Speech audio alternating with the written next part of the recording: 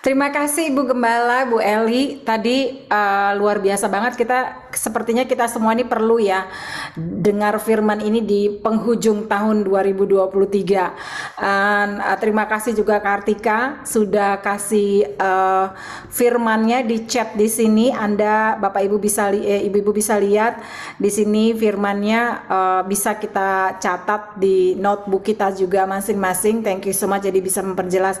Oke, tahun 2023 ini ada pertanyaankah dari sekitar keseluruhan ini di akhir tahun ini? Mungkin masih ada kendala-kendala yang belum terselesaikan di tahun ini. Jangan putus asa, tadi Bu Eli bilang Christ is enough for us, for me and for you ya. Ada pertanyaan Bapak Ibu-ibu mungkin masih kendala, mungkin bukan hanya ke pasangan, tapi mungkin ke anak-anak atau mungkin ke mungkin ke teman, masih ada ganjalan apa? Terutama kita tadi basicnya memang keluarga di sini, tantangannya berat ya ketika kita punya pasangan yang mungkin tidak sependapat atau sepemikiran dengan kita. Dua kepala masih tetap berantem atau apa gitu. Silahkan ibu-ibu terbuka di sini, atau mungkin ada yang mau sharing sedikit aja pengalaman-pengalaman apa. Hanya saya kasih waktu 2-3 menit ya. Kalau ada yang mau, silahkan bertanya, boleh mau sharing tentang firman Tuhan. Oh, waktu bulan Maret saya dengar firman Bu Eli, ini seperti ini. Akhirnya jadinya puji Tuhan saya dengar atau ikut kata firman Tuhan. Nah, itu boleh juga. Silahkan, ini penghujung tahun 2023. Yuk sama-sama kita saling support dan dengar atau mau bertanya. Silahkan yang mau bertanya Bapak Ibu, Ibu-ibu, Bapak Ibu, Afran sendiri ya Bapaknya ya.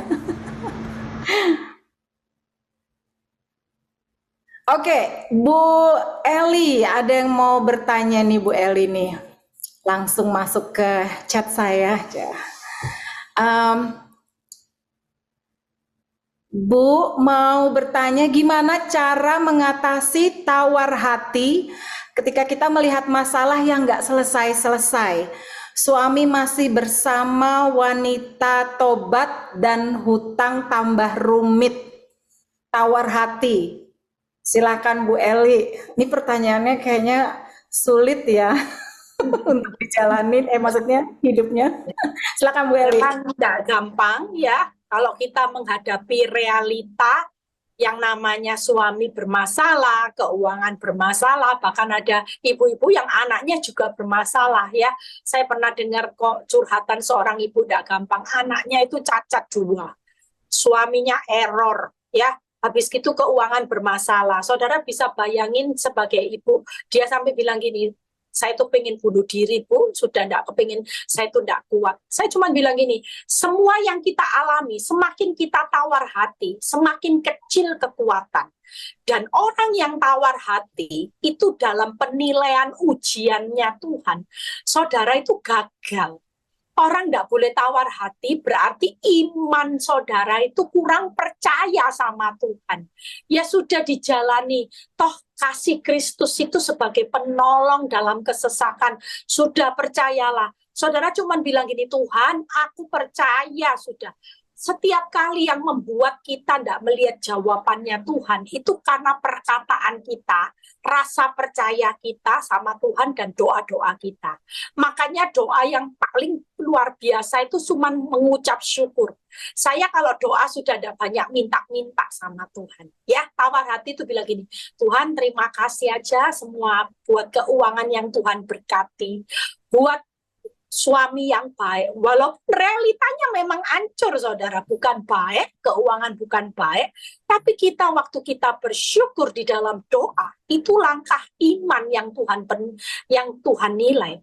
Jadi doa dengan mengucap syukur, ya apa yang belum kita terima sudah kita imani. Makanya jangan tawar hati. Hari ini Ibu, kalau tawar hati makin tidak lihat kekuatan nanti.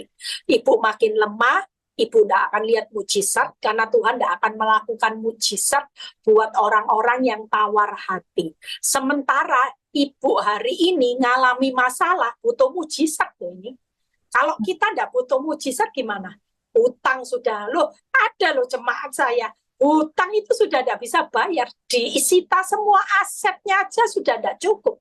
Tapi dia butuh mujizat, ya dia datang sama penolong yang sangat terbukti. Lah dia sudah tidak bisa bayar, mau apa? Ketika dia datang kepada Tuhan sebagai penolong dalam kesesakan sangat terbukti, kira-kira kalau Tuhan itu dimintai tolong dan saudara berkata, terima kasih ya Tuhan, aku percaya Engkau sebagai penolong sangat terbukti, aku percaya Tuhan pasti membuktikannya. Ya kalau sudah seperti itu, tunggu waktunya Tuhan membuktikan, karena nanti dia akan bergerak dengan mujizat. Lah ibu butuh mujizat, tapi ibu tawar hati sama sumber mujizatnya. Coba, siapa yang bisa mujizat? Manusia bisa membelah laut dalam sekejap? Tidak bisa. Siapa yang bisa membawa 5 roti 2 ikan bisa jadi 5.000 sisa 12 bakul? Bisa nggak? Nggak bisa, saudara. Lah saudara butuh mujizat, tapi saudara tawar hati dengan sumber mujizatnya. Kira-kira kita lihat mujizat nggak? Nggak bakal. Makanya kita hari ini bersyukur, Ibu. Kuncinya cuma bersyukur. Terima kasih. Aku percaya Tuhan. Hari ini semua berkat itu Tuhan pasti membuktikan bahwa Engkau Allah sebagai penolong dalam kesesakanku. Engkau pasti membuktikan untuk mencukupkan kebutuhanku, memulihkan rumah tanggaku. Itu aja ya. Ibu jangan tawar hati sekali lagi. Begitu Ibu tawar hati, maka di mata Tuhan ibu akan diproses terus. Karena orang tawar hati itu gagal. Tidak boleh kita tawar hati. Justru kita harus semangat punya pengharapan. Tuhan Yesus memberkati. Amin. Ya, semoga ini bisa menjadi jawaban untuk ibu yang bertanya. Ini tidak mudah ya, karena nggak selesai-selesai. Ya, tapi tadi Ibu Eli bilang iman ya. Tetap bersyukur. Ada lagi Bapak Ibu, ibu-ibu yang mau bertanya silakan bisa chat langsung ke Pak Frans atau ke direct message ke saya juga boleh melalui meeting chat ini, atau ke Kartika juga boleh. Di sini juga ada Ibu Karisa, di sini di chatnya juga ada minta tolong untuk mendoakan Bu Indri dan terlebih anak-anak biar tetap teguh dalam iman terhadap Tuhan Yesus. Nanti tolong didoakan ini Ibu Indri ya. Ada lagi Bapak Ibu? Ibu-ibu sudah tahu kok ya, semuanya kuncinya cuma satu. Kalau kita sudah punya sumber, kita ini sudah tahu bahwa kita sudah punya sumber, saudara tidak akan cari yang lain ya. Makanya 3 hal yang saya jelaskan itu sudah lebih dari cukup. Saudara sudah punya sumber kasih, sumber perlindungan, sumber penolong. Jadi tidak perlu takut, tidak perlu panik. Mau kemana ya? Mau kemana arahnya? Percayalah, selalu kita dibawa arahnya itu nanti jelas kok sama Tuhan ya. Pokoknya jangan tawar hati. Paling penting itu taat aja. Paling penting tenang, percaya. Sudah, itu aja yang dilakukan. Orang taat akan terima balasannya. Tenang, percaya, terletak kekuatan kita. Wow, kalau kita sudah jadi orang benar, tenang, percaya, taat, itu jelas iblis paling takut ya. Hari ini ibu-ibu semua, bapak-bapak juga, tahun depan bukan tahun yang tambah mudah. Kalau kita lihat, dengar semua berita-berita itu mengerikan. Tapi bersama Tuhan kita pasti bisa menjalaninya. Karena kita punya sumber. Yang kasihan tuh orang-orang dunia yang nggak punya sumber. Ya, kita juga mau berdoa. Nanti ada pertanyaan. Kalau enggak, kita mau berdoa buat Bu Indri. Ya. Ibu Eli ada pertanyaan. Ini masuk ke direct saya. Ibu Eli, saya punya satu keluarga keponakan yang dia mohon maaf, ini termasuk salah satu LGBT. Gimana menyingkapi karena dia termasuk keluarga, tapi bagaimana menyingkapinya supaya kita tuh untuk memberitahu dia supaya dia tuh lebih kenal Yesus, kenal Tuhan. Karena dia sudah mau merubah value-nya menjadi transgender gitu. Gimana Bu Eli itu? Ya, kalau seperti itu hanya bisa kita kasih karunia. Karena kan semua itu hanya hidup kan anugerah ya. Biar nanti Tuhan sendiri, yang penting jangan dihakimi. Kita ini perlu doakan keselamatan. Makanya kita kalau mau doakan dia supaya selamat, kita harus memperlakukan dia dengan baik. Jangan dihakimi, selebihnya urusan Tuhan. Kita tetap doakan dia supaya dia benar-benar ketemu juru selamat. Ya, benar-benar ketemu yang namanya kasih Kristus. Makanya kalau dia dapat kasih Kristus, dia nggak akan pernah mau melakukan dosa. Orang yang mengasihi Tuhan dengan segenap hati itu pasti membenci dosa. Karena itu musuhnya Allah. Jujur kalau kita sayang sama seseorang dan orang yang kita cintai ini punya musuh, otomatis kita juga nggak akan pernah mengasihi musuhnya orang yang kita cintai. Pasti kan? Ayo, kalau misalnya anak kita aja punya musuh, ya kira-kira gimana respon kita sama musuhnya anak kita yang suka ganggu bully anaknya saudara, ya pasti kita jengkel, maunya kita cubit itu, ya kan? Nah sama halnya ya, jadi cuma didoakan aja supaya minta kasih karunia Tuhan bahwa dia mengenal juru selamat. Seperti waktu saya mendoakan suami saya yang ateis, saya cuma tiap kali berdoa, Tuhan selamatkan dia, Tuhan selamatkan. Ternyata Tuhan jawab dengan caranya yang ajaib. Ya, Tuhan Yesus memberkati. Oke, sepertinya tidak ada yang masuk Ada, di ada ke chatnya. saya ini.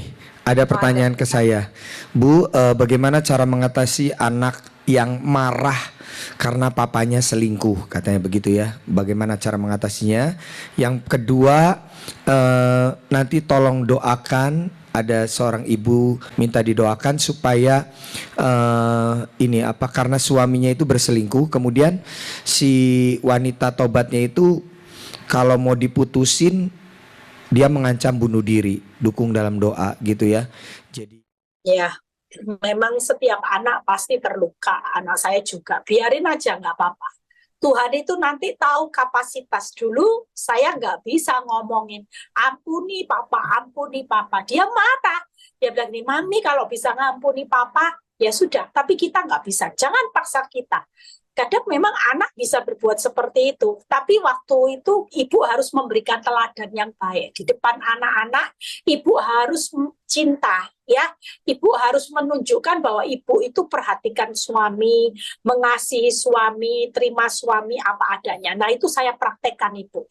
Waktu saya praktek, saya bisa menunjukkan di depan anak-anak kalau kita lagi makan bareng, saya tetap ambilin makanan buat papanya, saya tetap tidak pernah marah-marah. Di situ anak-anak mulai ngerti arti kasih itu seperti itu. Mengasihi tanpa syarat. Itu artinya ya, kalau ibu jadi teladan nanti anak-anak sudah belajar satu, mengasihi tanpa syarat dan mengampuni tanpa batas, itu praktek langsung ya. Dan untuk ibu ya yang tadi apa Fran? ya, yang mohon nanti didoakan juga yang suaminya diancam oleh wanita tobat bunuh diri.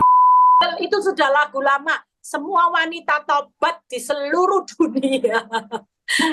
Semua orang kalau mau diputuskan pasti bunuh diri ancamannya ya. Nggak usah kaget. Saya pernah lihat wanita tobat silet-silet tangannya berdarah-darah, ditunjukin di fotonya. Ini loh Bu, wanita tobatnya suami saya mau putusin urat nadinya ya, sudah biarin aja ya. Doakan, itu cuman siasat wanita tobat supaya enggak ditinggalin. Tapi ibu enggak usah terus panik tinggal di dalam kepanikan ya. Kalau ibu terus tinggal dalam kepanikan nanti imannya goyah. Jadi waktu saya ngalami proses bersama Tuhan, Tuhan bilang gini, kamu jangan ikut main sinetronnya dia. Kamu jangan jadi penonton, dukung mereka di dalam doa. Supaya kasih karunia Tuhan itu tetap terjadi lewat doa-doa kita ya. Ibu jangan panik. Kalau ibu ikut panik nanti iblis akan curi kekuatan ibu ya. Jadi ibu tetap doakan Tuhan supaya ada pemulihan yang dari Tuhan, supaya ndak aneh-aneh. Kalau pemulihan dari Tuhan kan pasti segala sesuatunya indah. Nggak mungkin kan lewat bunuh diri gitu ya.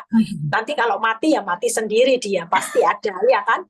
Nah kan banyak wanita tobat. Kemarin ada orang yang datang ibadah. Bu, wanita tobat saya itu loh sudah mati. Ya, ada yang kena TBC, ada yang ketabrak kereta api, ada yang kena penyakit kanker ya. Biar kalau memang waktunya mati-mati sendiri. Tapi percayalah, kita kalau dipulihkan Tuhan indah pada waktunya, nggak pakai acara bunuh diri ya. Biarin Ibu, itu nanti urusan Tuhan ya. Ibu Eli ini ada lagi Ibu nih. Salam Bu Eli, saya mau bertanya lah. Tanggal 4 Januari kami akan mengadakan mediasi.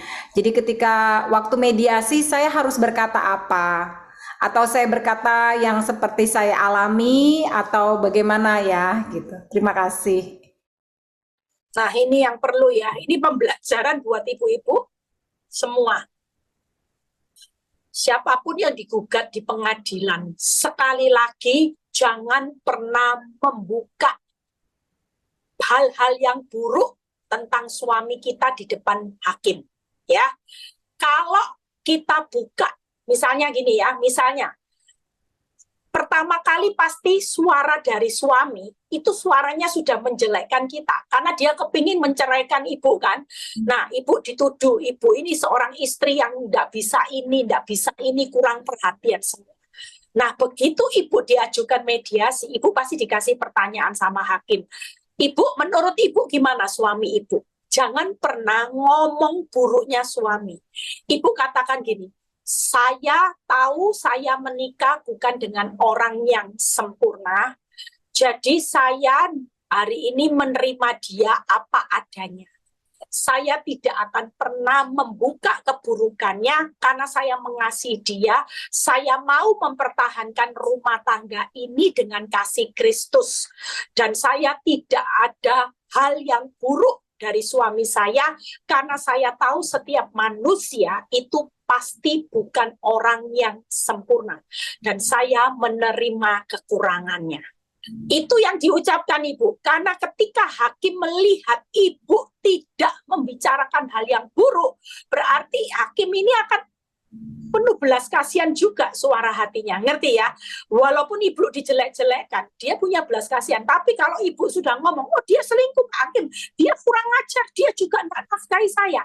Hakimnya berpikir gini, lawang dua-dua ini sudah tidak ada kecocokan lah, buat apa ndak ditok cerai? Ya percuma, nanti satu rumah ya gitu lagi. Yang satu menyalahkan, yang satu menyalahkan. Tapi kalau ibu bilang enggak, suami saya tetap suami yang terbaik. Sampai mati dia tetap suami saya. Nah itu jawaban yang bisa menggagalkan nanti gugatan cerai suami dibatalkan. Ya, ibu jangan buka apapun, baik perselingkuhannya, jangan dibuka hal yang buruk. Lebih baik kasih itu menutupi pelanggaran. Ya, jadi waktu pelanggarannya ditutupi dengan kasih, nanti suami yang dengar bisa kaget. Tangkap ya, suami mungkin berharap ketika suami menjelek-jelekkan ibu, ibu pasti balas jelek-jelekin dia. Tapi ketika suami dengar pengakuan ibu, percayalah, kasih itu pasti menutupi pelanggaran. Ya, Tuhan Yesus memberkati. Oke, terima kasih. Semoga ini bisa menjawab. Pasti ini bisa menjawab pertanyaan Ibu tadi. Silakan, ada lagi yang mau bertanya, Bapak Ibu? Oh iya, ini ada Ibu Shines, Pak Franz, yang sudah angkat tangan, yang mau bertanya. Ya, mau bertanya sebentar ya. Baik. Silakan Bu, dibuka mute-nya kalau mau bertanya. Ya, shalom semuanya. Terima kasih untuk kesempatan ini ya. Begini, saya hanya mau menanggapi sedikit ya tentang jangan berkata yang jelek tentang suami atau istri ya. Dan juga kalau ada anak-anak yang bandel ya. Ini masalahnya begini, kan firman Tuhan bilang bahwa didiklah anak-anakmu dari sejak kecil. Supaya nanti kalau mereka dewasa, mereka tidak akan lari dari kebenaran yang sudah dididik oleh orang tua. Lalu Itu ada di Proverbs ya, saya lupa Proverbs 16 apa ya, ayat 22 atau somewhere in the Proverbs. Proverbs itu Amsal ya. Lalu di 2 Timotius 3 ayat 15 itu dikatakan, kamu dari sejak kecil sudah tahu firman Tuhan. Yang ketiga, saya mau kasih dasarnya dulu nih ya. Suami, kasihilah istrimu seperti aku mengasihi jemaatku sampai kepada kayu salib. Nah, saya katakan begini, kebanyakan suami ini meminta istri mengasihi suami, menghormati suami, tunduk kepada suami. Ya, ini kebalikan sebetulnya. Ya, karena waktu di Perjanjian Lama, Yesus kasih firman itu kepada Adam nomor 1, bukan kepada istri. Dan dikasihnya juga sebelum istri ada. Tapi suaminya impoten, tidak berani melawan gangguan setan ini. Tapi mengizinkan istri untuk bermunafik ria dengan setan. Ya, jadi sekarang masalahnya suami istri, tolong didik dulu kalian sebelum masuk kepada status bapak dan ibu. Dan anak-anak dari kecil sudah harus diberitakan, bahkan katanya harus mulai dari dalam kandungan. Anak itu dielus-elus dengan firman Tuhan. Kan firman itu benih katanya kan. Nanti dia berbuah. Nah, buahnya tidak akan jauh dari pohonnya, pokok anggur itu. Ya, jadi pelajaran hari ini itu amat sangat berharga bagi kita semua. Bagi yang single, tolong bina, hormat, kasih persaudaraan. Allah kita itu kasih. Kasih itu Allah yang sudah dinyatakan di kayu salib. Suami istri, mulai dari sebelum kalian masuk ke dalam perkawinan, percayakah kalian bahwa kalian harus keluar dari rumah ayah dan ibumu supaya menanggung tanggung jawab yang baru di dalam rumah tangga? Jadi terima kasih untuk Ibu Eli ya. Juga teman saya nih yang mengundang saya ke sini. Saya bilang saya sudah mau datang ke sini tapi terlambat terus. Karena jam di Indonesia dengan jam di benua Amerika ini lain ya. Sekarang malam nih di Amerika. Ya enggak, di Indonesia pagi. Jadi saya berterima kasih untuk pengajaran pada hari ini. Kiranya Roh Kudus memimpin kita sampai dengan Kristus datang. Dengan bertumbuh dari setiap firman yang keluar dari mulut Yesus dan berbuah lebat. Mulai dari dalam rumah tangga. Haleluya, praise Jesus. Terima kasih. Terima kasih, Bu. Ya, saya tadi sementara Ibu berbicara itu, Tuhan ingatkan saya baca Roma 12 ayat 9 sampai 10 ya. Kita ini berdasarkan kasih, kenapa sih kita ini harus senyum sama musuh? Lihat ya, Roma 12 ayat 9 sampai 10 ini perintah. Oke. Baca Baik.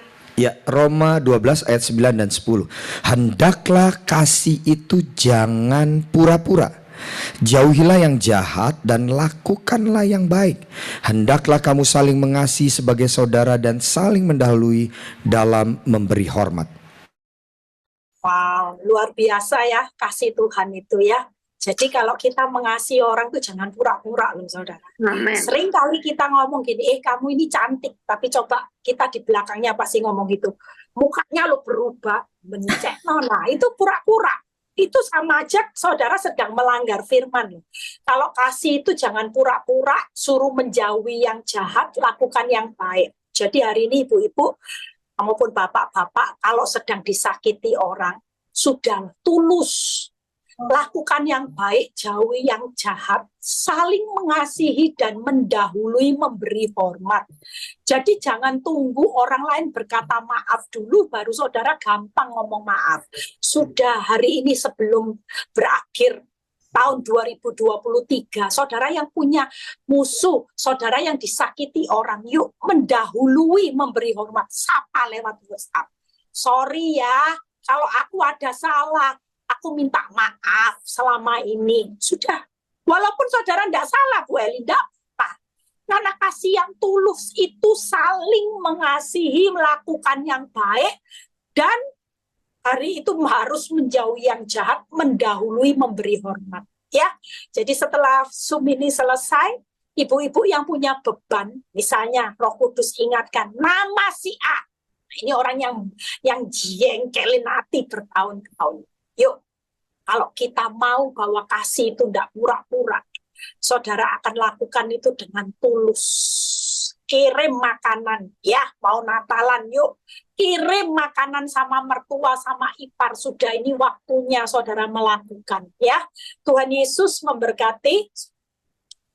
Iya, terima kasih. Ibu Shine, welcome ya. Saya juga berada di Texas. Ini Ibu ada di mana? Nanti kita bisa chat-chatan. PD Victory Indo Amerika ini ada setiap 1 bulan sekali. Tapi biasanya Ibu Eli selalu mengirimkan link-link tiap harinya. Kalau ketika beliau khotbah atau ibadah melalui Zoom atau live ya di Indonesia boleh ikut juga. Selalu dikirim di grup WhatsApp. Jadi nanti siapa yang mengundang Ibu Shine nanti bisa minta tolong di grup PD Victory USA gitu ya. Jadi bisa lebih tahu lagi informasinya. Bu Eli, ada satu lagi pertanyaan ini. Oke. Ada seorang ibu bertanya, saya sudah pisah dengan suami saya 3 tahun dan saya tidak punya surat nikah atau surat catatan sipil. Setelah 3 tahun ini saya belum melihat dia akan kembali, tapi saya belajar mengampuni dan sudah dipulihkan. Tapi sekarang saya merasa marah. Kepahitan itu kembali lagi, tapi anak-anak saya menjadi anak-anak yang baik, yang penuh hikmat, dan suami saya juga kaget melihat perubahan anak-anak saya. Sekarang saya agak kesel, jengkel, karena mereka ke Jepang bersama perempuan itu dan anak-anaknya. Mereka ada kerjasama dan itu yang saya harus percaya. Ini maksudnya apa? Dan itu yang harus saya percaya. Itu aja Bu Eli. Menurut Bu Eli bagaimana? Thank you. Ya, kalau keadaan yang di luar itu kan sekali lagi gini. Kita ini tidak bisa mengubah skenarionya Tuhan. Tuhan tetap sutradara. Misalnya, saya punya sinetron sendiri, Ibu punya. Ya, Ibu punya sinetron yang ketika suami hari ini sampai jalan-jalan ke Jepang bersama anak-anak, Ibu udah diajak. Ya, sekali lagi Ibu jangan mau jadi orang yang hari ini jadi pemain sinetronnya Tuhan Yesus, tapi Ibu salah, gagal. Kenapa? Karena Ibu sakit hati, kepahitan. Nah ini kan tidak boleh. Kita kan tidak boleh kepahitan, kita tidak boleh sakit hati sama orang. Jadi sekali lagi Ibu, kalaupun jalan cerita Ibu hari ini harus seperti itu, tetaplah percaya ini mendatangkan kebaikan. Anak-anak pasti nanti baik, suami didoakan sungguh-sungguh mengenal Kristus. Karena kalau dia jadi baik, tapi dia tetap hari ini hidup tanpa pernikahan, itu sama aja ya. Menurut saya ibu dan suami selama tidak ada ikatan nikah, itu berzina itu. Jadi kalau nanti dipulihkan, ibu harus segera buat surat nikah, ibu harus segera hari ini buat berkatan di gereja, ya.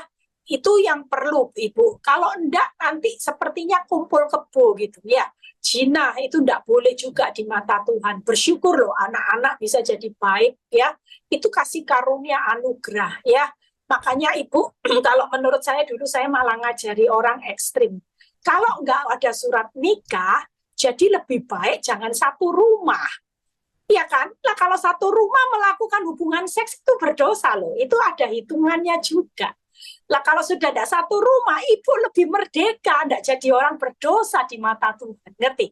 Sementara ibu tetap mendidik anak ibu di dalam kasih anugerah Tuhan. Tuhan Yesus sebagai bapaknya mereka. Daripada satu rumah, ibu lebih berdosa lagi. Makanya dulu saya punya jemaat, saya lucu jemaat saya. Bu, sejak dengar nasihat ibu tahu. Saya langsung usir, suruh pindah rumah pasangan saya. Walaupun hari itu kalau dia tidak mau buat surat nikah, saya nggak mau diajak untuk berhubungan seks dan sebagainya. Nah, ibu bersyukur ya, ibu bersyukur karena ibu tidak melakukan dosa berzina di mata Tuhan ya. Lebih baik tidak satu rumah. Nanti kalau sudah satu rumah, ibu jelas minta untuk diuruskan surat nikah dan pemberkatan nikah di gereja ya.